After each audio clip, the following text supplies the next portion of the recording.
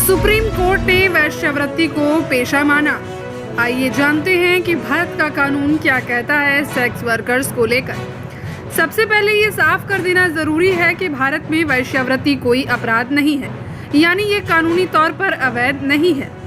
दुनिया भर के देशों में वेश्यावृत्ति को एक पेशे की तरह माना जाता है और सेक्स वर्कर्स को भी आम लोगों की ही तरह तमाम अधिकार और सम्मान मिलते हैं। लेकिन भारत में फिलहाल ऐसा नहीं है।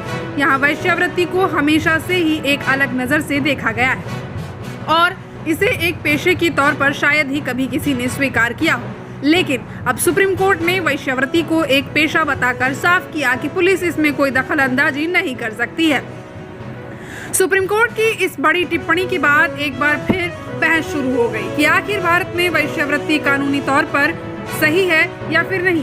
साथ ही सेक्स वर्कर्स को लेकर भी कई तरह के सवाल फिर लोगों के मन में उठने लगे। तो आइए हम आपको बता दें कि इन तमाम सवालों के जवाब क्या है कि भारत में वेश्यावृत्ति को लेकर क्या स्थिति है।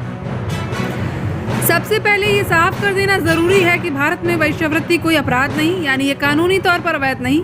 हालांकि इससे जुड़े कई मामलों में ये वैध माना जाता है। सीधे शब्दों में कहा जाए तो सार्वजनिक स्थानों पर वेश्यावृत्ति करना कानूनी तौर पर सही नहीं है। अगर कहीं भी ऐसा होता है तो ये गैर कानूनी होगा।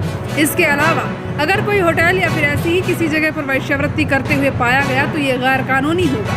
किसी सेक्स वर्कर की व्यवस्था पर किसी भी तरह वेश्यावृत्ति में शामिल होना, किसी ग्राहक के लिए सेक्स वर्कर को बुलाना और उसे ऐसी क्रिया के लिए उकसाना।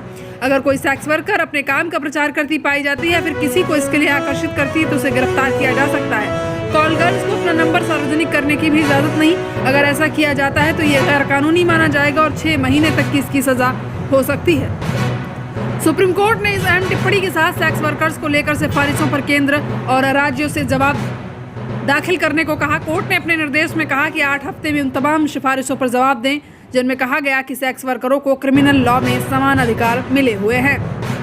फिलहाल के लिए इतना ही है। आप लगातार बने रहिए हमारे साथ।